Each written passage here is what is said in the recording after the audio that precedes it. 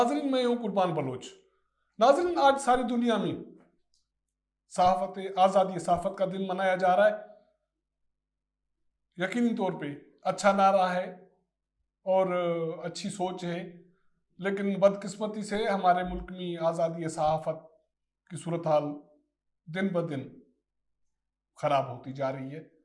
एक ख्वाब थे, ख्याल थे, हम भी इसी शोबे से मुंसलिक थे, लेकिन अब जो सूरत हाल बनी है उसमें बहुत सारे कैरेक्टर्स हैं जिन्होंने सहाफ़त को रगड़ा दे के अब ज़मीन बोस करने की हत्तल इम्कान कोशिश की है। उसमें मालिकान हैं, उसमें रियासत है, उसमें हमारे यूनियंस, हमारे लीडरान भी शामिल हैं।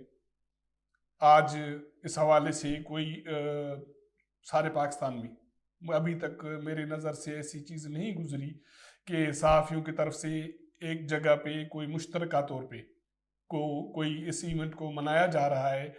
लेकिन उसके बावजूद हम ये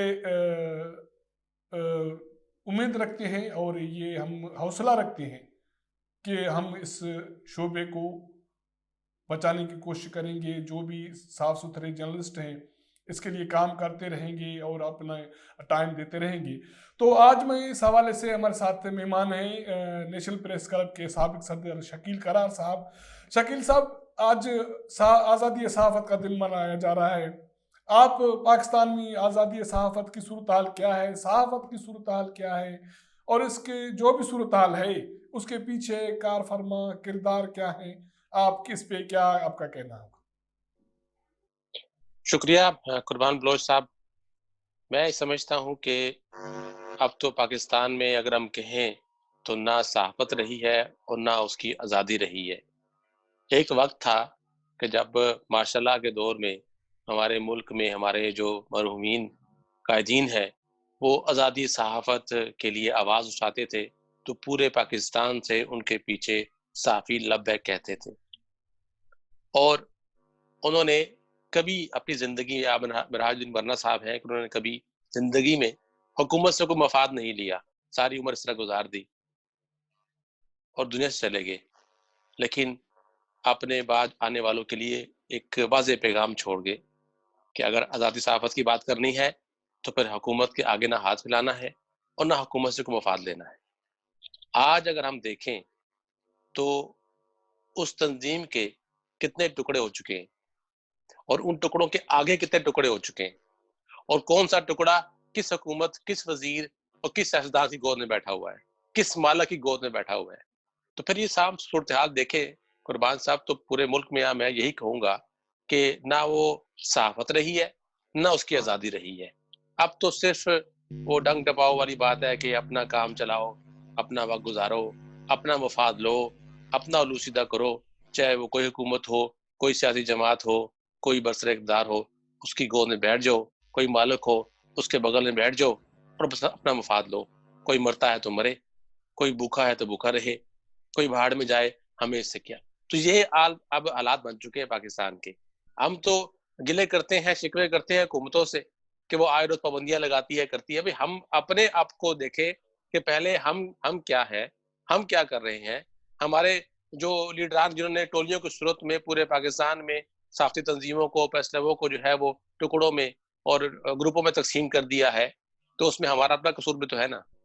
हम क्यों उनके पीछे भागते हैं, क्यों उनकी आवाज के ऊपर लैपबैक कहते हैं चंद थोड़े से मफाद के लिए, थोड़े से जाती मफाद के लिए।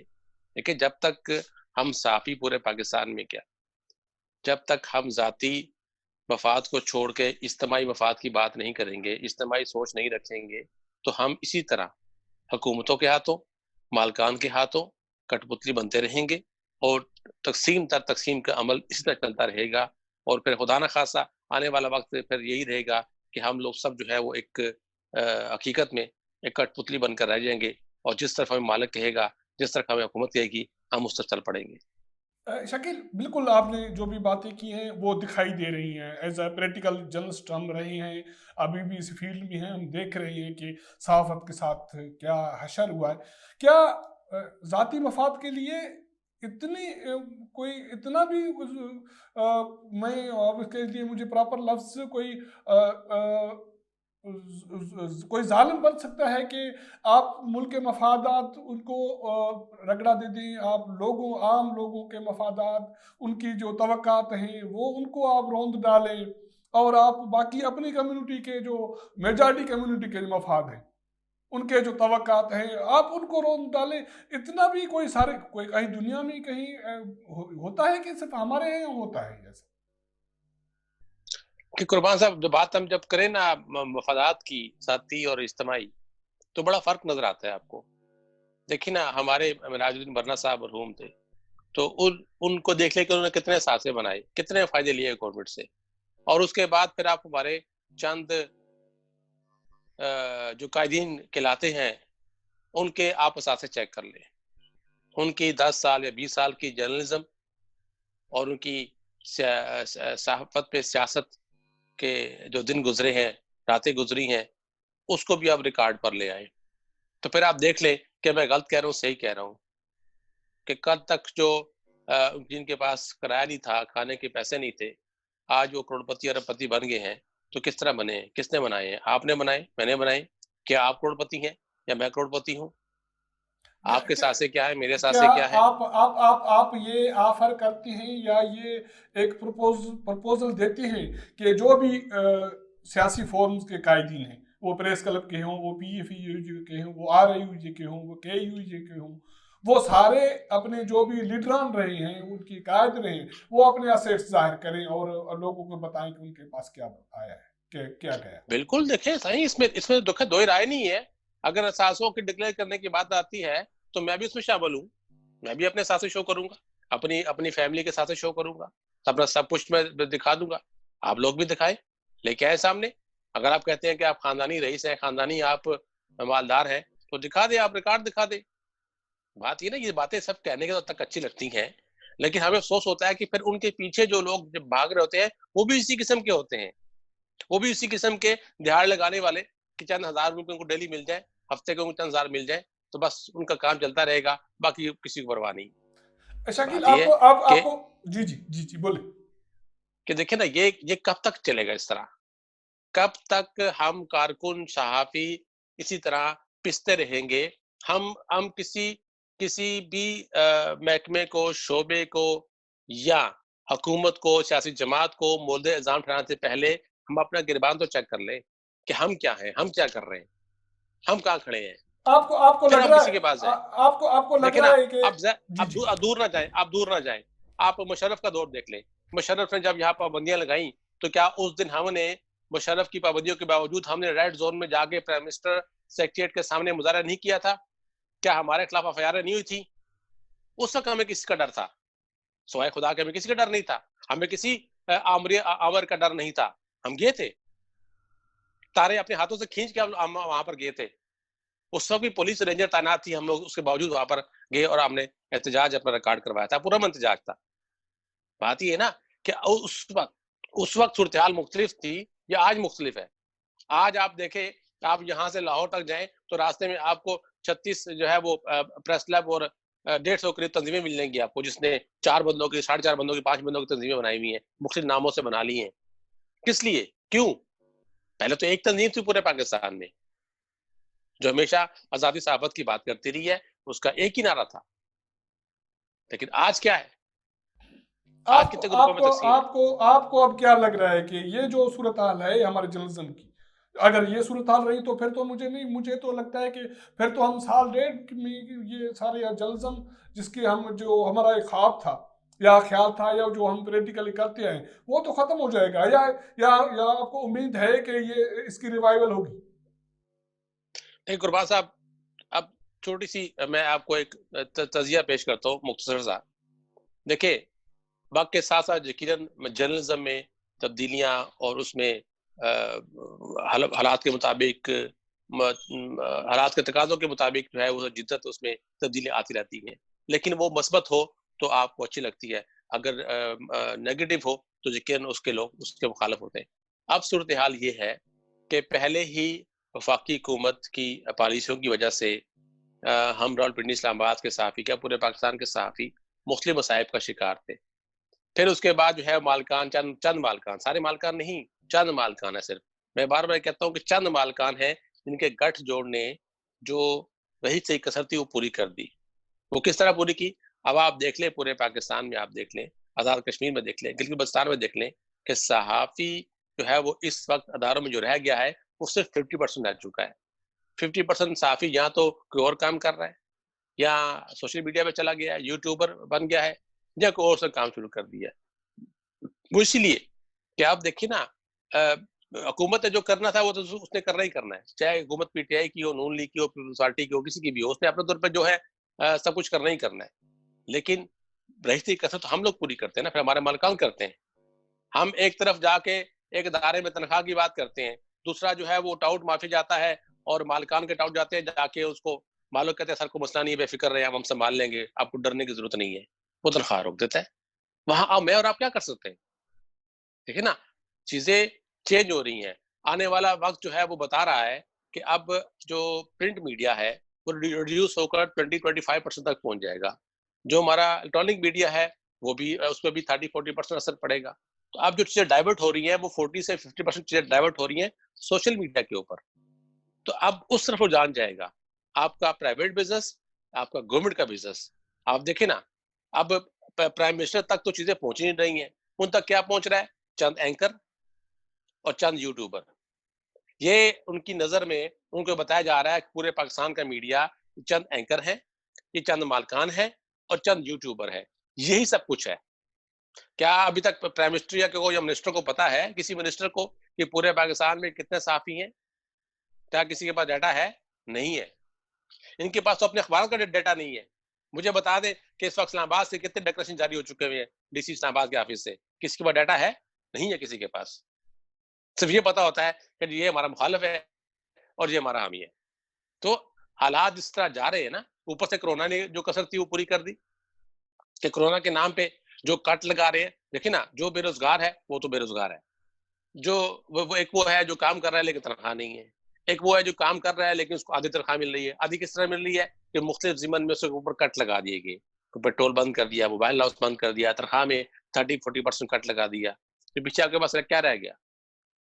میں اگر 1.25 لاکھ پہ کام کر رہا تھا، آج مجھے اگر 70-80 ہزار ملیں گے، میری تو 50% تنخواہ کم ہو گئی. آپ مجھے بتائیں نا کہ جو معمول کے خرچے ہیں وہ میں کہاں سے پورے کروں گا؟ بہت میرا اور شکریہ، بزنس تو ہے بہت کوئی نہیں. شکریہ شکیل صاحب، بہت شکریہ آپ نے ہمیں ٹائم دیا، بہت شکریہ آپ کا. ناظرین، آزادی صحافت کے حوالے سے جو ہم پروگرام کر رہے ہیں، آج ہمارے پاس جو دوسرا مہمان ہے امتیاز فاران صاحب ہے. امتیاز فاران صاحب کراچی پریس کلب کے صدر ہیں، سینئر جرنلسٹ ہیں اور پاکستان میں جرنلزم کو، اس شعبے کو کافی نزدیکی سے اس نے دیکھا ہے. امتیاز، میں آپ کو ویلکم کرتا ہوں اپنے پروگرام میں.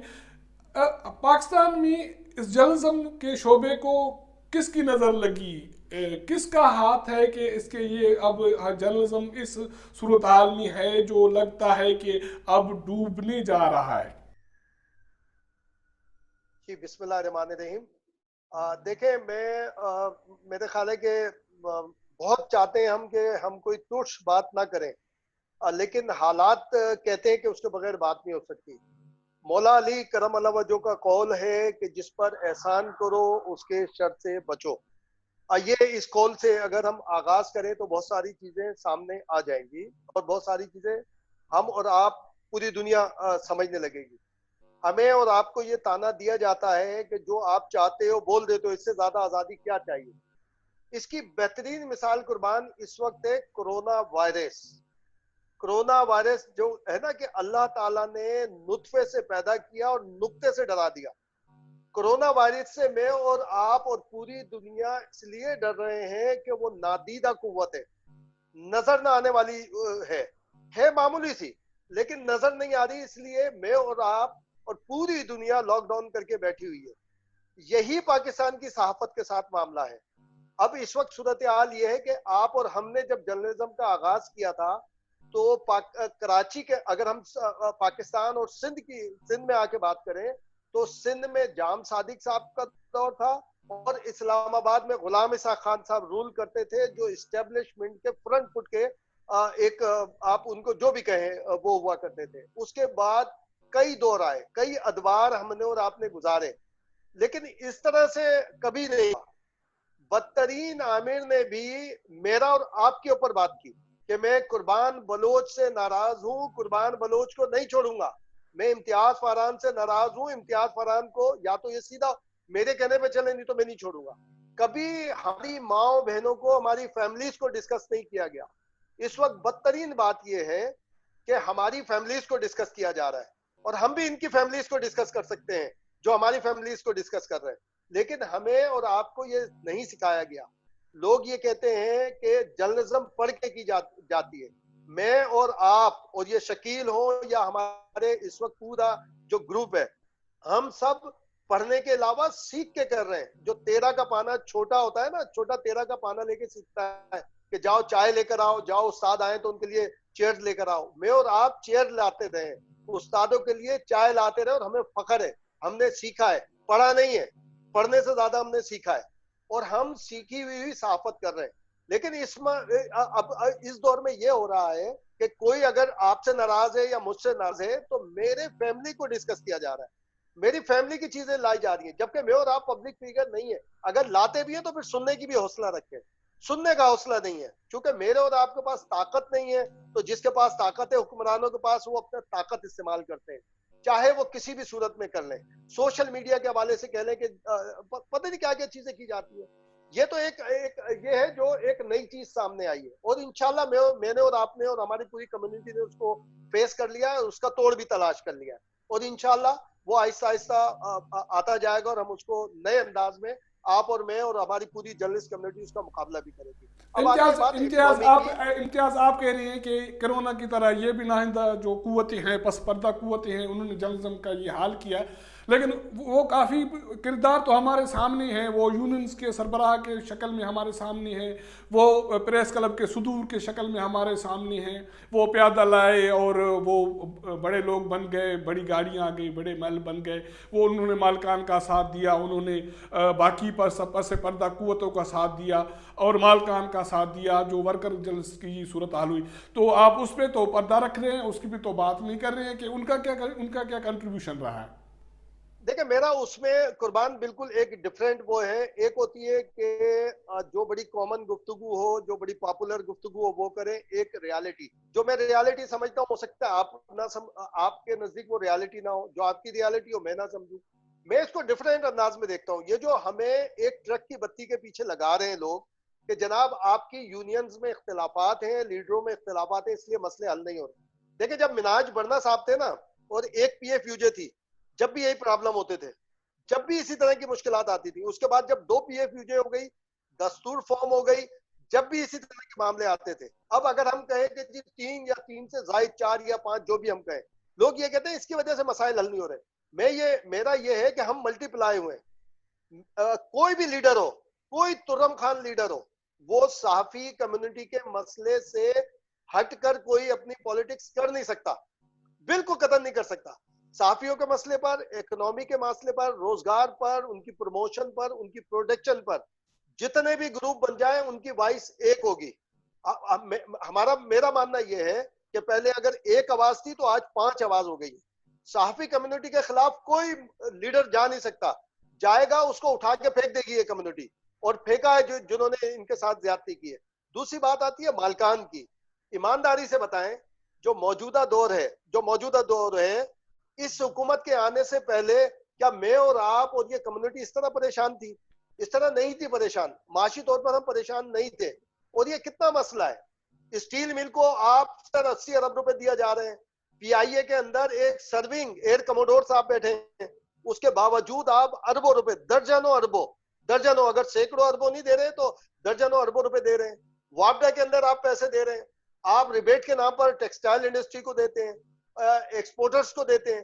میرا اور آپ کا جو میڈیا انڈسٹری ہے وہ 12 سے 14 ارب روپے. ابھی حال ہی میں 2 روز پہلے پی بی اے کے جو سربراہ ہیں شکیل مسعود صاحب, انہوں نے جو ایک پیکج بھیجا ہے حکومت کو, میں اور آپ اختلاف کر سکتے ہیں کہ مالکان کا پیکج ہے یا مالکان, لیکن ان سے ہم اور آپ جڑے ہوئے ہیں. اب اس کو کوئی مانتا ہے, اگر زیادہ کرے تو لوگ کہتے ہیں کہ مالکان کے ایجنٹ ہو گئے. نہیں, ہم جڑے ہوئے انڈسٹری سے, ہم اپنے اپنے اداروں سے جڑے ہوئے, ادارے پروموٹ ہوں گے, ادارے پروٹیکٹ ہوں گے تو میں اور آپ ہوں گے.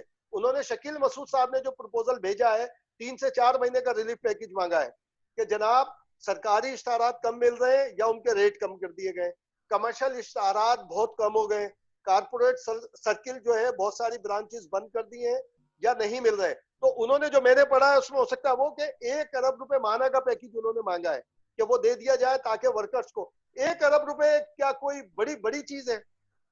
میڈیا انڈسٹری کو, پاکستان کی میڈیا انڈسٹری کو 12 سے 15 ارب روپے کی ضرورت ہے.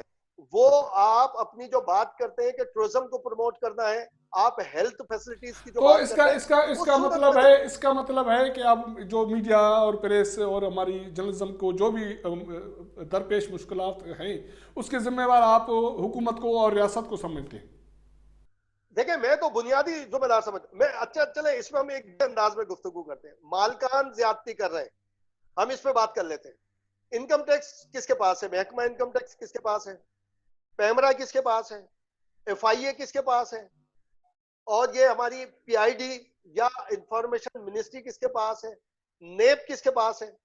تو میں تو یہ سمجھوں گا نا کہ جو با اختیار ہے, اگر وہ میری اور آپ کی مدد کو نہیں آ رہا تو وہ کہیں نہ کہیں ہے یا اس کے ایجنڈے پہ کام ہو رہا ہے, اس کی پالیسی پہ کام ہو رہا ہے کہ اس نے ایسی گرپ کی ہوئی ہے کہ مالکان سے لے کے ورکر تک اس کو آپ پکڑ کے رکھو.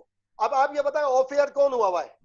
قربان بلوچ آف ایئر ہوا ہے, امتیاز عالم آف ایئر ہوا ہے, نجم سیٹھی آف ایئر ہوا ہے, طلعت حسین آف ایئر ہوئے ہوئے ہیں. اور اس طرح اگر آپ نام لیں گے جو وکٹم جو جن کے خلاف باتیں ہو رہی ہیں وہ سارے وہ ہیں جو جرنلسٹ ہیں. چند ایک جرنلسٹ ہیں جو آپ کو ملیں گے کہ جو آن ایئر اس وقت آپ کو ملیں گے. تو آف ایئر تو وہی ہوتا ہے نا, اس کا مطلب ہے. اور یہ غلط ہو رہا ہے قربان, یہ پاکستان کی جو ایک نظریاتی اساس ہے اس کے خلاف ہو رہا ہے. ہائیبریڈ وار, 5th جنریشن وار. ہو سکتا ہے میری کیلکولیشن غلط ہو, میں یہ سمجھتا ہوں کہ پاکستان کی میڈیا کے اگینسٹ ہو رہی ہے کیونکہ پاکستان کا میڈیا فوکل ہے اور برنٹ ہے, جواب دیتا ہے. صرف پاکستان کے حکمرانوں کو جواب نہیں دیتا. جب پاکستان کی اساس پہ چاہے ہندوستان کی جانب سے یا کسی جانب سے بھی کوئی اٹیک ہوتا ہے, منفی بات ہوتی ہے, تو میں اور آپ اپنے تمام مسائل چھوڑ کر, تمام شکایتیں چھوڑ کر ہم اس کا مقابلہ کرتے ہیں. تو پاکستان میں ڈراموں کی صورت میں, اسکرپٹ کی صورت میں, اشتہارات کی صورت میں, اور جو صحافی ہیں, ریل صحافی جن کی پوری دنیا میں بات سنی جاتی ہے, جن کی وائس ہے پوری دنیا میں سنی جاتی ہے, ان کو ڈیموٹ کیا جا رہا ہے, ان کو گراؤنڈ کیا جا رہا ہے, انہیں آف اسکرین کیا جا رہا ہے, انہیں آف پیپر کیا جا رہا ہے.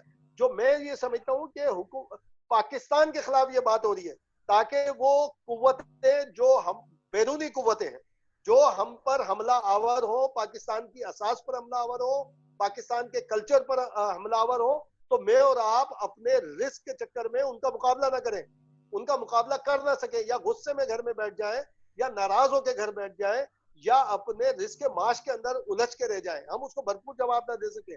ہائیبریڈ وار اور 5th جنریشن وار اصل میں پاکستان بہت شکریہ امتیاز صاحب, امتیاز فارن, بہت شکریہ آپ کا, بہت شکریہ آپ نے وقت دیا. ناظرین, یہ تھے ہمارے دوست جرنلسٹ دوست شکیل کرار صاحب, امتیاز فارن صاحب, جن کا ایک جرنلزمی ہمارے ساتھ ہم نے ایک یہی وہ جنریشن ہے جو ہم نے جرنلزم شروع کی, ابھی بھی اس کے ساتھ ہی کام کر رہے ہیں اور اسی شعبے کے ساتھ نبھا رہے ہیں ان کا. لیکن حالانکہ ان دونوں کا پوائنٹ آف ویو بالکل ڈیفرنٹ ہے. شکیل کرار ایک بات کر رہا ہے, امتیاز فاران کی ایک جو تھنکنگ ہے یا اس کی جو اپروچ ہے وہ الگ ہے. لیکن یہ اس پہ ہم سارے ایک پیج پہ ہیں کہ اس شعبے کو طاقتور رہنا چاہیے اور یہی ریاست کے لیے فائدہ مند ہوگا. ہمارا یہ پروگرام آپ کو پسند آئے تو اس کو سبسکرائب کریں اور اپنے دوستوں کے ساتھ شیئر کریں اور ہمیں اپنے فیڈ بیک سے ضرور آگاہ کیجیے گا.